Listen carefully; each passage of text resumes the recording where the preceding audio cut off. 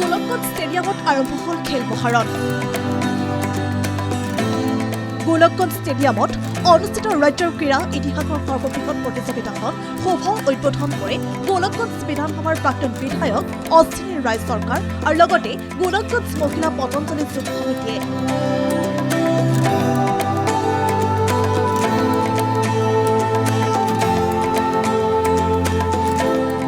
গোলকগঞ্জ বিধানসভাৰ বিভিন্ন স্কুলৰ ছাত্ৰ ছাত্ৰীয়ে অংশগ্ৰহণ কৰে প্ৰতিযোগিতাত।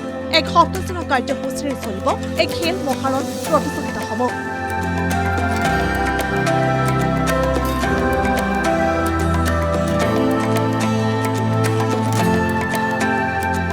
গোলকগঞ্জ বিধানসভাৰ 21খন গাঁও পঞ্চায়ত আৰু 2 পৌৰসভাৰ মুঠ ৩,958গৰাকী খেলুৱৈ অংশগ্ৰহণ কৰিব। জয়ী হোৱা খেলুৱৈসকলক লৈ জিলা পৰ্যায়ত আৰু ৰাজ্যিক পৰ্যায়ত এই খেল অনুষ্ঠিত কৰা হ'ব। খেল মহাৰণৰ জৰিয়তে athletics, kabaddi, football, volleyball, kho kho আদি বিভিন্ন খেল অনুষ্ঠিত কৰা হ'ব। মূলতঃ গ্ৰাম্যাঞ্চলৰ মাজত লুকুৱাই থকা প্ৰতিভাৱান খেলুৱৈক বাছি উলিওৱাৰ লক্ষ্যৰে তথা খেলৰ প্ৰতি ল'ৰা-ছোৱালীবিলাকক আকৃষ্ট কৰাৰ লক্ষ্য আগত ৰাখি ৰূপায়ণ কৰা হৈছে খেল মহাৰণ কাৰ্যসূচী।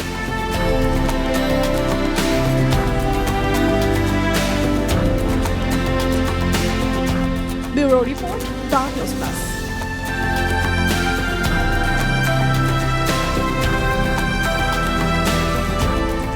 গোলকগঞ্জ ষ্টেডিয়ামত আৰম্ভ হ'ল খেল মহাৰণ।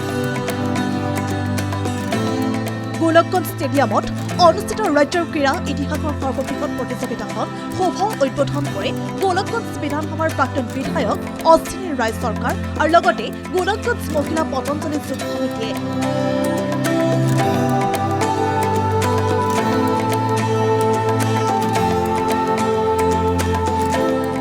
গোলকগঞ্জ বিধানসভাৰ বিভিন্ন স্কুলৰ ছাত্ৰ ছাত্ৰীয়ে অংশগ্ৰহণ কৰে প্ৰতিযোগিতাত। এক সপ্তাহজোৰা কাৰ্যসূচীৰে চলিব এই খেল মহাৰণ প্ৰতিযোগিতাসমূহ।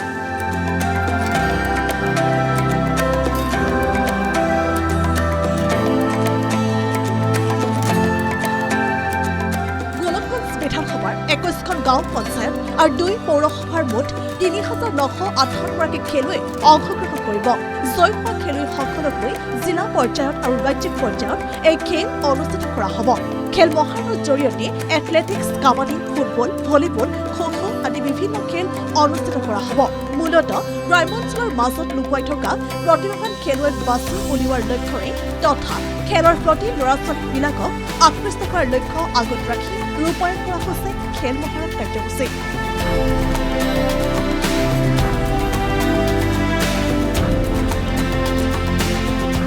Bureau report, the news plus.